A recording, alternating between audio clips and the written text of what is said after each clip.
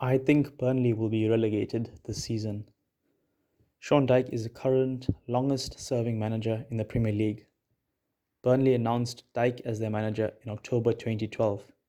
In his first full season in charge, he guided the club to a second place finish in the Championship, securing automatic promotion to the Premier League. Dyche was unable to keep the Clarets in the top flight, but he guided them to an immediate Premier League return, lifting the Championship trophy in the 2015-16 season. Burnley came 16th in the top tier the following season.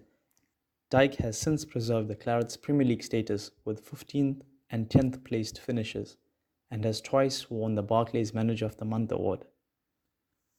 Sean Dyche has steered them to a sixth straight season in the Premier League. It has been another quiet transfer window. Burnley have signed 20-year-old Nathan Collins for £14 million, although I think this is to compensate for Ben Gibson, who has signed for Norwich on a permanent basis after playing last season with the Canaries. He is one of their 6 incoming players. 4 of the remaining 5 are goalkeepers, including Crystal Palace's Wayne Hennessy, who penned a 2-year deal. You have to ask yourself, what are they waiting for? Last year, we saw a crippling injury list, with the Clarets struggling to fill their bench at times. They started very slow in their last campaign. They only got their first point at the end of match week 4, a goalless draw against West Brom. Ben Mee joined them back in November after a 4-month injury and missing 17 Premier League fixtures. Ashley Barnes missed 23 fixtures for them as he was nursing a groin injury. This was followed up with a thigh injury in February, which kept him out for a further 8-game streak. Chris Wood missed 8 games for them throughout the season with 2 injury spells. Now, what kept them in the league this time around was their crucial run of 4 fixtures against sides in and around the bottom 3. Burnley took points from all of them and followed this up with home draws to Leicester and Arsenal. They claimed all 3 points at Everton, which saw them occupy 15th spots. They went on to lose 7 of their next 9 fixtures, but impressive wins to Wolves and crucially Fulham saw them finish the season in 17th place and 11 points clear of the drop. Sean Dyche has 1 year remaining on his current contract. I don't think he will sign an extension. I don't think they're going to make any signings, and their paper-thin squad will not last the full Premier League season. They have one of the oldest squads in the league, and I think the club is going to implode this season. In the nets, they have a real shot stopper in Nick Pope. I thought he would be the English keeper after Joe Hart, but he was massively overlooked. Southgate opted for Pickford, and I think this was down to longevity and continuity, as Pickford is 2 years younger than Pope. Pope was Burnley's Player of the Year in the 2018-19 season and the 2019-20 season. He also made the 2019-20 PFA Team of the Year by keeping 15 clean sheets. He narrowly missed out on the Golden Glove award when Burnley conceded 2 goals in the last game of the season, losing 2-1 at Turf Moor against Brighton.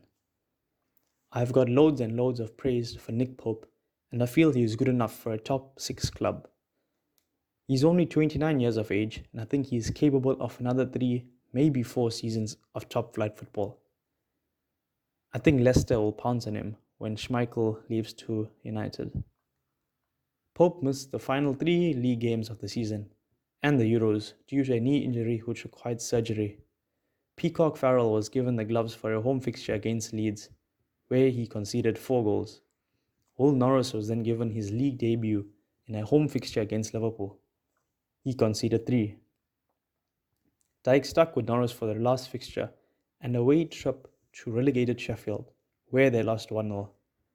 In Pope's absence, the team conceded 8 goals in those 3 fixtures, crucially highlighting his contributions to the team.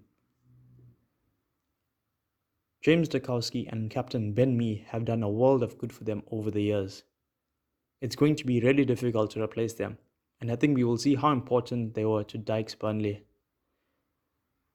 From the 2 of them, I think Tarkowski is the better defender. He has got everything you want in a centre-back. He is aggressive, attacks the ball, he isn't prone to injuries, and rarely gets caught out of possession. He also tucks in his shirt. And from what I've seen, you don't take chances with defenders like that. Tarkowski and me have a great communication and complement each other. Ben Mee is more reserved and likely to be the last man. If the ball comes to him, it's going straight to Pope, whereas if the ball is at Tarkowski's feet, he's looking to stride forward and get them on the front foot. I really enjoy watching me and Tarkowski defend. Charlie Taylor and Matthew Lowton completes the back four. In previous seasons, Lowton will get forward and looks to cross the ball. I'm not convinced he has enough gas in the tank to cope with the intensity of the game. From here on out, the entire squad is virtually 30 years or older. You won't see them swing a boot wildly or attempt step-overs. They are a solid, responsible, mature group of players. In their prime, Burnley finished 7th, but those days are over. It's not looking pretty in the midfield. None of their players have pace, wingers included. Barring Dwight McNeil, that entire midfield looks tired. Goodmanson has the presence of mind, but he will turn 31 in October. Ashley Westwood is good at finding space. He is their player who does the dirty work, but he comes in at 31 years of age. Jack Cork only played 16 times for them last season after fracturing his foot. I'm not sure how he will bounce back, but at the tender age of 32, I'm not holding my breath. Season in, season out, when that ball is whipped into the attacking third, they have no less than 3 players set up to win it. They have got such strong aerial players. They rely on set pieces. They are very alert and snatch goals like that. The players have got the physical strength to outmuscle the opposition defender and bring it down where someone like Barnes or Rodriguez is on hand to tuck it away. Previously, these would be players like Danny Ings or Andre Gray. If Barnes is fit, he starts. He seems to pop up in the right places at the right times. I don't think this is by accident. He's a real attack dog who wants the ball. He wants to run at defenders. If both Rodriguez and Vidra are fit, I think the pairing striker for Chris Wood depends on the opposition they play. I've noticed when Vidra starts for them, they generally look to win the ball higher up the pitch. They deploy a better press which is more effective against teams in the top half of the lock.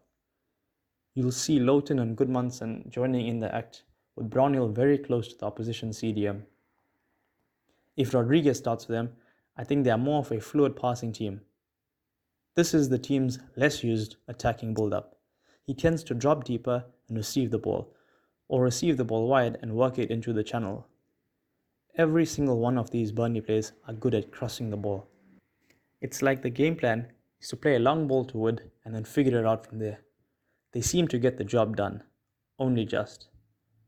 Up front, they play with a specific type of centre forward who is utterly dominant and strong on the ball. Prior to Chris Wood, this position was filled by George Boyd, Sam Vokes, and for a brief period, Peter Crouch. Andy Carroll is without a club, and I think we may very well see him in a Burnley shirt. Until we meet again.